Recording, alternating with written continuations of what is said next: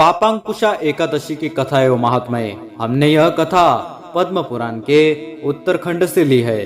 युधिष्ठिर ने पूछा, मधुसूदन, आप कृपा करके यह बतलाइए कि अश्विन के शुक्ल पक्ष में किस नाम की एकादशी होती है।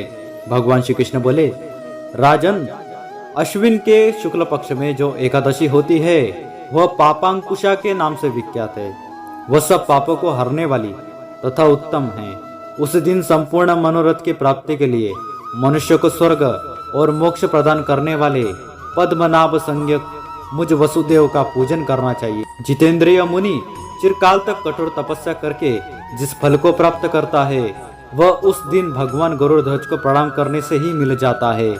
पृथ्वी पर जितने तीर्थ और पवित्र देवालय है उन सब के सेवन का फल भगवान विष्णु के नाम कीर्तन मात्र से मनुष्य प्राप्त कर लेता है। जो शांग धनुष धारण करने वाले सर्वव्यापक भगवान जनार्दन की शरण में जाते हैं उन्हें कभी यमलोक की यातना नहीं भोगनी पड़ती। यदि अन्य कार्य के प्रसंग से भी मनुष्य एकमात्र एकादशी को उपवास कर ले तो उसे कभी यम यातना नहीं प्राप्त होती। जो पुरुष विष्णु भक्त होकर भगवान शिव की निंदा करता है वह भगवान विष्णु के लोक में स्थान नहीं पाता, उसे निश्चय ही नरक में गिरना पड़ता है। इसी प्रकार यदि कोई शैव या पाशुपत होकर भगवान विष्णु की निंदा करता है तो वह घोर रौरव नरक में डालकर तब तक पकाया जाता है जब तक कि 14 इंद्रियों की आयु पूरी नहीं हो जाती।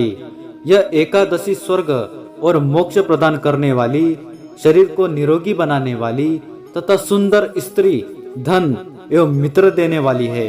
राजन, एकादशी के दिन में उपवास और रात्रि में जागरण करने से अनायास ही विष्णु धाम की प्राप्ति हो जाती है। राजेंद्र, वह पुरुष मातृ पक्ष की 10, पिता के पक्ष की 10 तथा स्त्री के पक्ष के भी 10 पीढ़ियों का उद्धार कर देता है।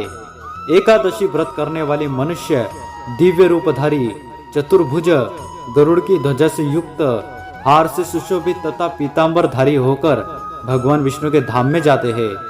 अश्विन के शुक्ल पक्ष में पापांकुशा का व्रत करने मात्र से ही मानव सब पापों से मुक्त हो श्री हरि के लोक में जाता है।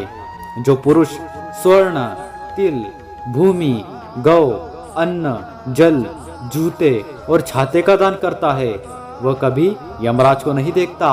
नृपश्रेष्ठ, दरिद्र पुरुष को भी चाहिए कि वह यथाशक्ति स्नान दान आदि क्रिया करके अपने प्रत्येक दिन को सफल बनावे।